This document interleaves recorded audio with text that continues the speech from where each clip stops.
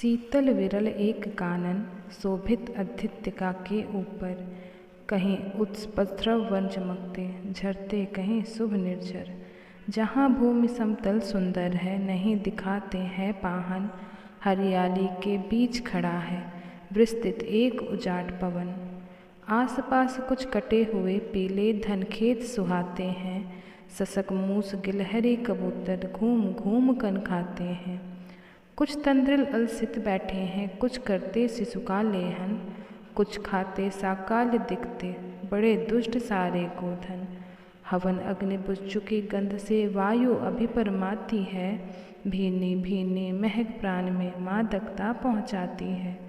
धूम धूम चर्चित लगते हैं तरु के श्याम छंदन कैसे, छपक रहे हों शिशु के अलसित कजरारे लोचन जैसे। बैठे हुए सुखद आताप में मृगु रोमंथन करते हैं, वन के जीव विवर से बाहर हो विस्बद्ध विचरते हैं। सुख रह चीवर रसाल की नन्हे झुके टहनियों पर, नीचे बिखरे हुए पड़े हैं इंगुद के चिकने पत्थर। अंजन दर पालास कमंडलू एक ओर तप के साधन, एक ओर है टंगे धनुष तू नीर तीर बरछे भीषण।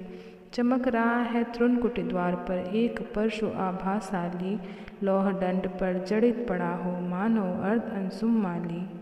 श्रद्धा बढ़ती अंजन दर पर पशु देख मन डरता है, युद्ध शिविर या तपोभूमि यह समझ नहीं कुछ पड़ता है।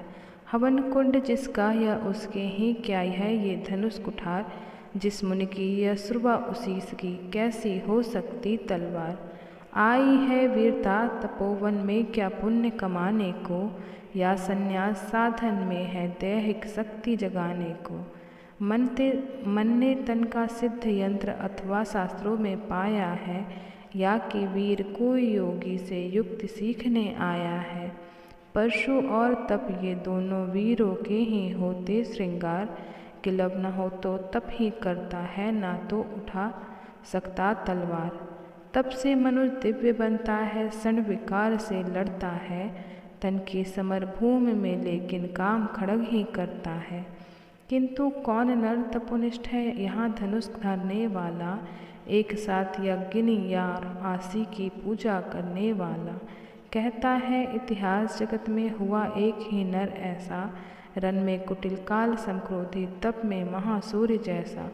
मुख में वेद पीठ पर तर्कस कर में कठिन कुठार विमल, सांप और सर दोनों ही थे जिस महान ऋषि के संबल। यह कुटीर है उसी महामुनि परशुराम बलशाली का, भृगु के परम पुनीत वंशधर व्रति वीर प्रणभाली का। हाँ हाँ वही कर्ण की जांघों पर अपना मस्तक धरकर, सोए हैं तरुवर के नीचे आश्रम से कुंचित हटकर।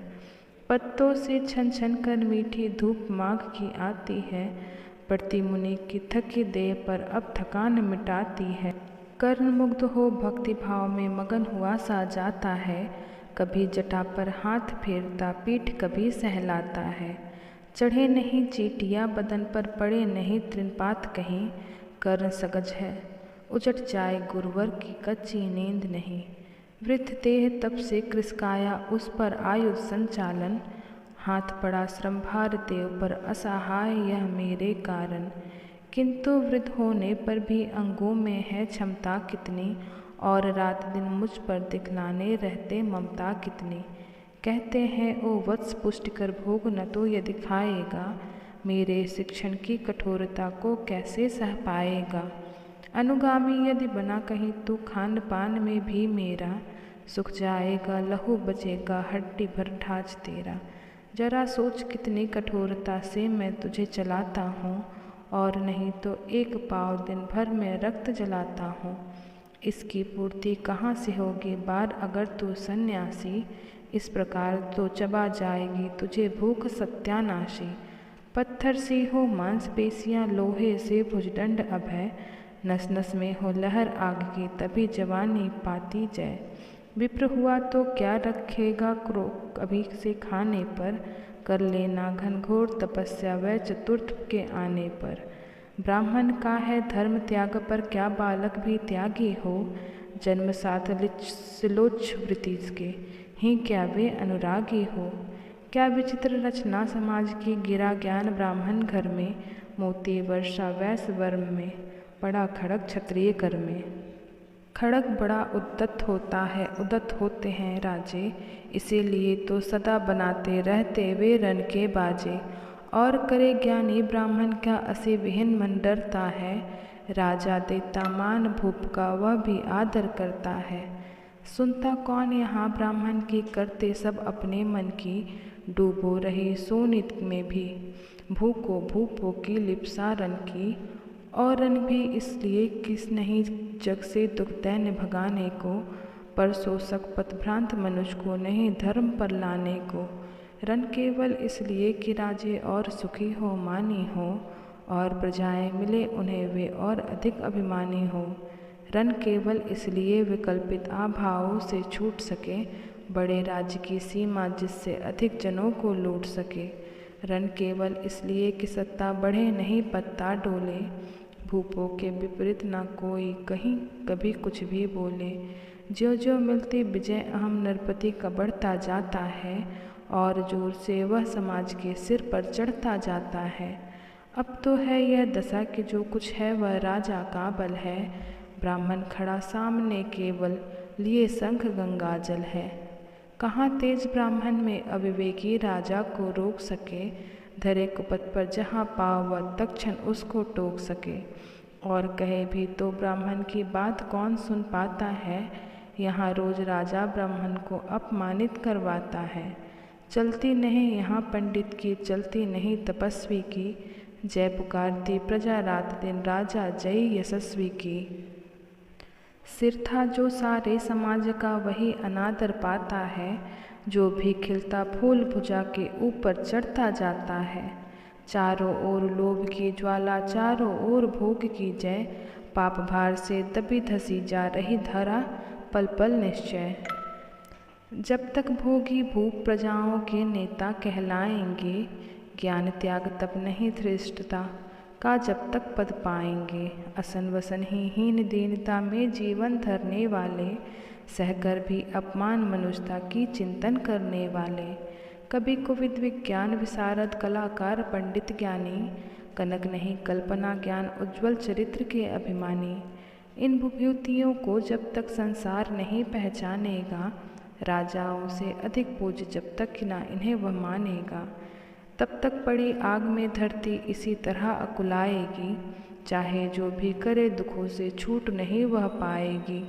थकी जीभ समझाकर गहरी लगी ठेस अभिलाषा को, भूप समझता नहीं और कुछ छोड़ खड़ग की भाषा को। रोक टोक से नहीं सुनेगा निर्प्राजा अभिचारी है, कृवाहर निष्ठुर कुठार का यह मानंद अधिकारी है। इसीलिए तो मैं कहता हूँ, अरे ज्ञानियों खड़ग धरो, हर ना सका जिसको कोई भी भूखा वह तुम त्रास हरो। नित्य कहा करते हैं गुरुवर खड़ग वहाँ भयंकरी है, इसे उठाने का जग में हर कोई नहीं अधिकारी है। वही उठा सकता है इसको जो कठोर हो कोमल भी, जिसमें हो धीरता वीरता और तपस्या का बल भी। वीर वही है जो कि शत्रु पर जब भी खड़ग उठाता है, मानवता के महागुणों की सत्ता भूल न जाता है।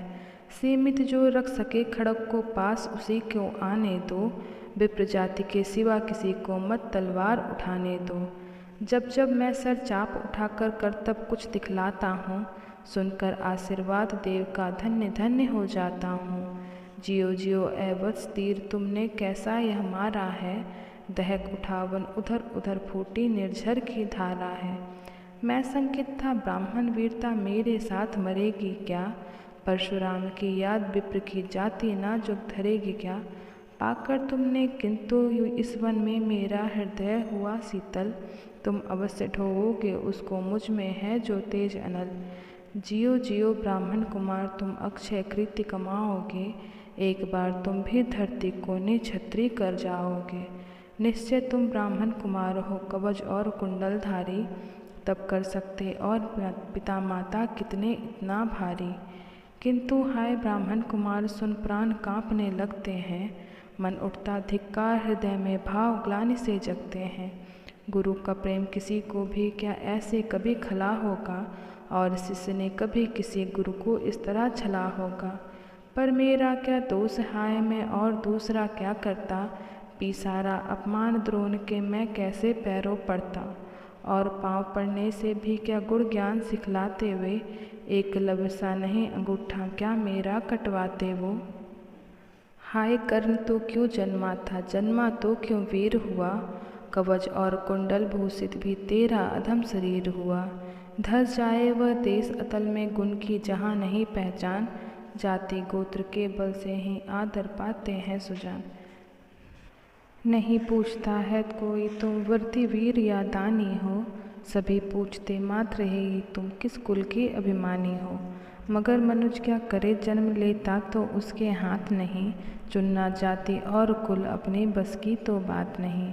मैं कहता हूँ अगर विधाता नर को मुट्ठी में भरकर कहीं छीट दे ब्रह्मलोक से ही नीचे भूमंडल पर, तो भी विविध जातियों में ही मनुज यहाँ आ सकते हैं। नीचे है क्यारियाँ बनी तो बीच कहाँ जा सकते हैं।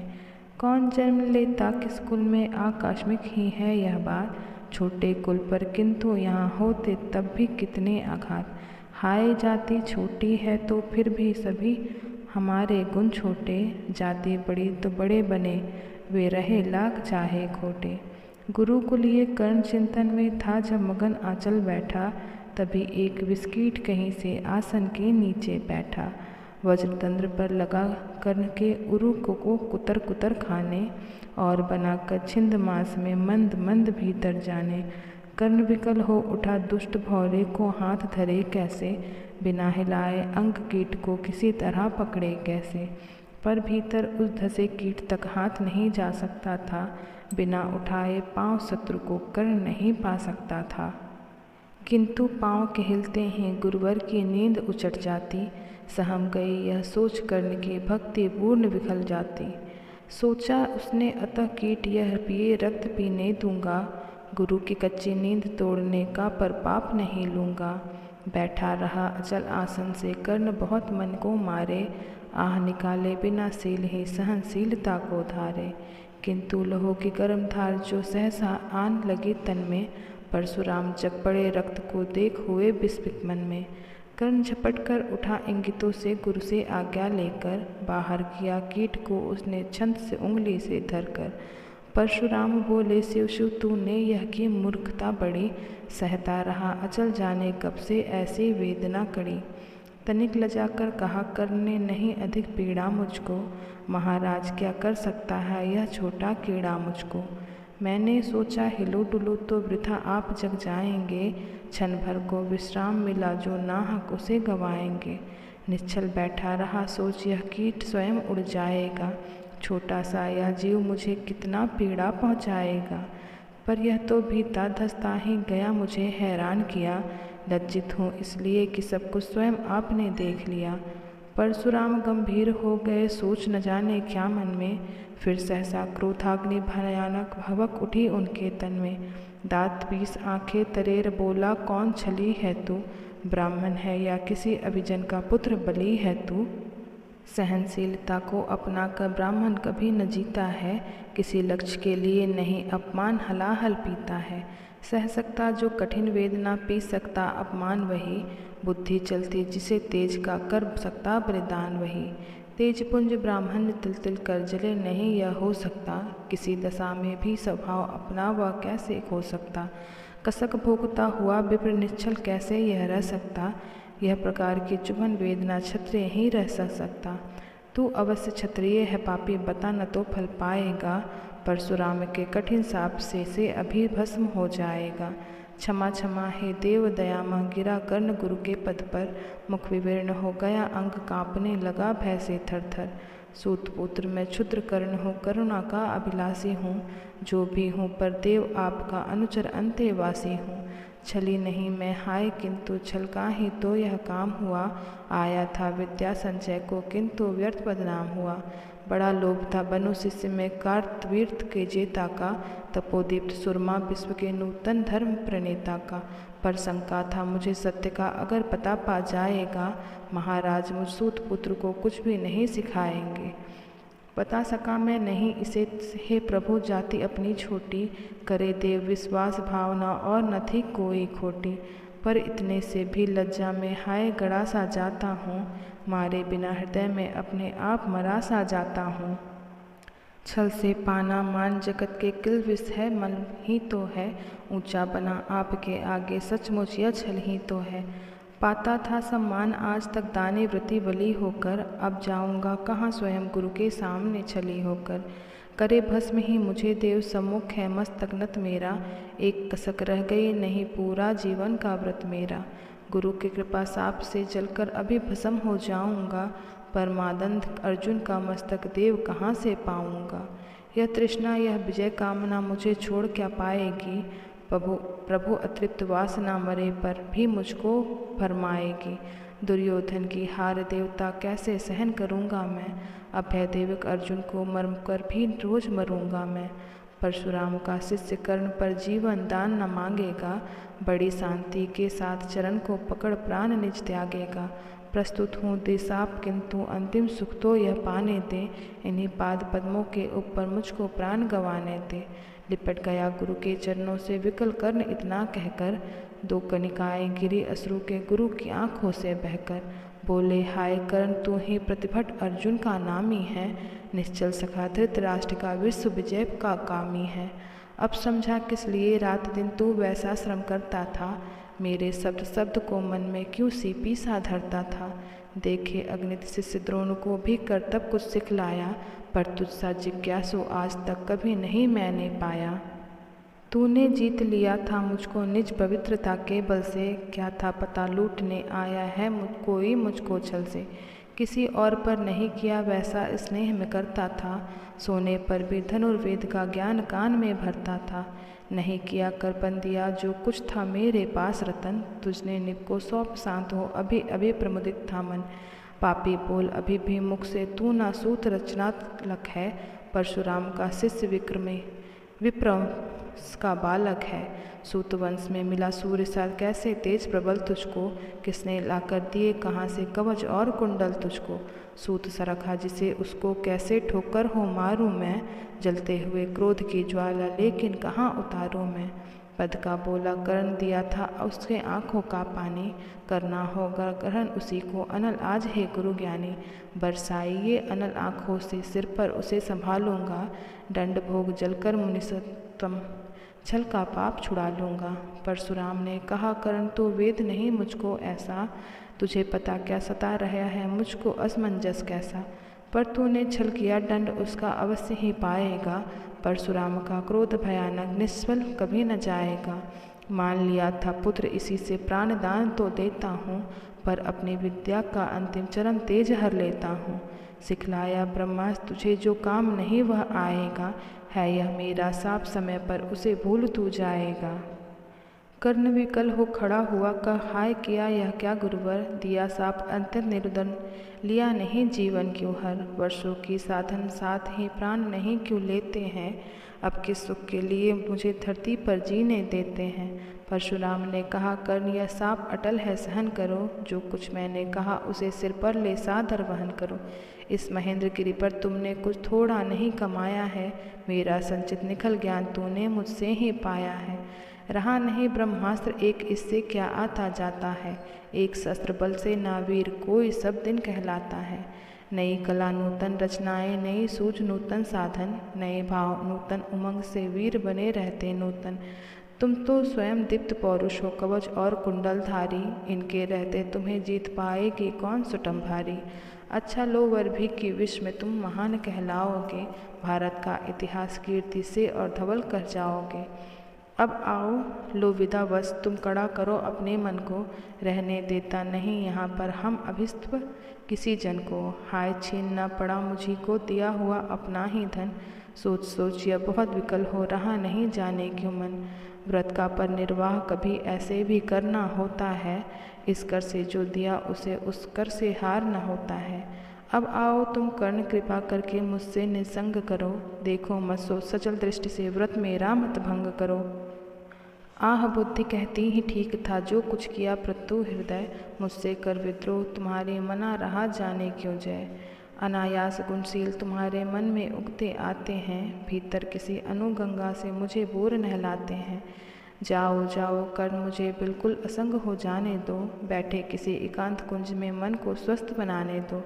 भय है तुम्हें निराश देखकर छाती कहीं न फट जाए, फिर ना लो अभिशाप पिघल कर वाणी नहीं उलट जाए। इस प्रकार कह परशुराम ने फिरा लिया आनन अपना, जहाँ मिला था वहीं कर्ण का बिखर गया प्यारा सपना। छूकर उनका चरण कर्ण ने अस्र आश्रु का दान किया, और उन्हें जी भर निहार कर मंद मंद प्रस्थान किया। परशुधर के चरण की धूल लेकर उन्हें अपने हृदय की भांति देकर, निराश से विकल टूटा हुआ सा किसी गिरी श्रृंगार से छूटा हुआ सा, चला खोया हुआ सा कर्ण मन में, कि जैसे चाँद चलता हो गगन में।